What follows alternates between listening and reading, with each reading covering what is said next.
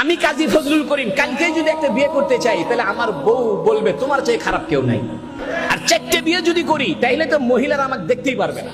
সেখানে হুজুর সাল্লাল্লাহু আলাইহি ওয়াসাল্লাম বিয়ে করেছেন 13টা, 11টা নিয়মতান্ত্রিক বিবাহ, আর 2টাকে হুজুর সাল্লাল্লাহু আলাইহি ওয়াসাল্লাম আজাদ করে মুক্ত করে বিবাহের মর্যাদা দিয়েছেন। 13 জন স্ত্রী ছিলেন। এবং মজার ব্যাপার হলো, হুজুর সাল্লাল্লাহু আলাইহি ওয়াসাল্লাম প্রথম বিবাহ করেছেন বয়সের দিক থেকে অসামঞ্জস্য সম্পূর্ণ। হুজুর সাল্লাল্লাহু আলাইহি ওয়াসাল্লামের বয়স যখন 25, খাদিজা রাদিয়াল্লাহু আনহার বয়স তখন 40। আর হুজুর সাল্লাল্লাহু আলাইহি ওয়াসাল্লামের বয়স যখন 53, তখন হুজুর সাল্লাল্লাহু আলাইহি ওয়াসাল্লাম বিয়ে করেছেন আয়েশা সিদ্দিকার বয়স 9।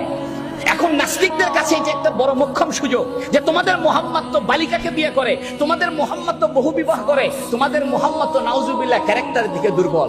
ও যুবক শুনে রাখো, ও নাস্তিকেরা শুনে রাখো, মন খুলে শুনে রাখো, হুজুর সাল্লাল্লাহু আলাইহি ওয়াসাল্লাম বিবাহ করেছেন, এটা বৈষয়িক প্রয়োজনে বিবাহ করেন নাই, এটা বায়োলজিক্যাল কারণে বিবাহ করেন নাই। হুজুর সাল্লাল্লাহু আলাইহি ওয়াসাল্লাম বিবাহ করেছেন, জীবন পৃথিবীতে অতিবাহিত করেছেন ইসলামের জন্য, তাওহীদের জন্য, মানবতার জন্য, বিশ্বাসের জন্য, পৃথিবীতে শান্তি আর রহমত প্রতিষ্ঠার জন্য। হুজুর সাল্লাল্লাহু আলাইহি ওয়াসাল্লামের বয়স যখন 25, খাদিজা রাদিয়াল্লাহু আনহার বয়স তখন 40।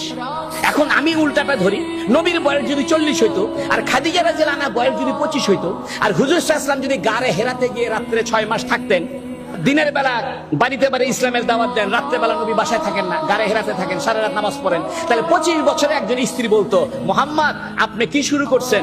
আপনি তো আমার হক আদায় করেন না, আমার বয়স 25, আপনি তো সারা রাত খালি নামাজ পড়েন আর সারা রাত ধরে আপনি গারে হেরায় থাকেন, এইরকম আপনি তো আমার হক আদায় করলেন না।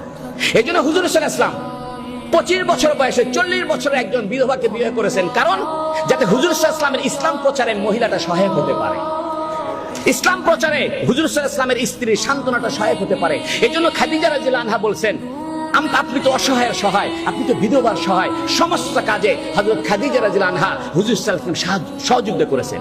আমাদের স্ত্রীদের, আমাদের মা বোনদের এমন হওয়া উচিত। 2 নম্বর কথা, আয়েশা সিদ্দিকাকে কেন বিয়ে করেন অল্প বয়সে? এটা মহিলাদের বোঝা দরকার। দেখেন, হুজুর সাল্লাল্লাহু আলাইহি ওয়াসাল্লামের সমস্ত স্ত্রী ছিল বয়স্ক, বিধবা, কিন্তু হুজুর সাল্লাল্লাহু আলাইহি ওয়াসাল্লামের পারিবারিক জীবনে তো অনেক ব্যাপার আছে। নামাজের পরে রাত্রে ঘুমায় থাকেন, তখন হযরত জিবরাইল ওহী নিয়ে আসে।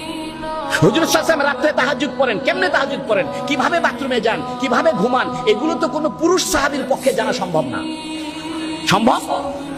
হুজুর সাল্লাল্লাহু আলাইহি ওয়াসাল্লাম ইন্টারনাল লাইফ, পারিবারিক ইন্টারনাল লাইফ, রাত্রিকালীন জীবন, স্বামী স্ত্রীর একবারে অন্তরঙ্গ জীবন, এটা তো কোনো আবু হুরায়রার পক্ষে জানা সম্ভব না, এটা তো ইবনে মাসউদের পক্ষে জানা সম্ভব না, এটা তো আব্দুল্লাহ বিন আব্বাসের পক্ষে জানা সম্ভব না।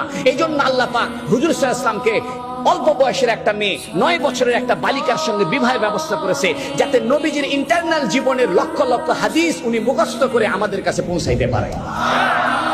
হযরত আয়েশা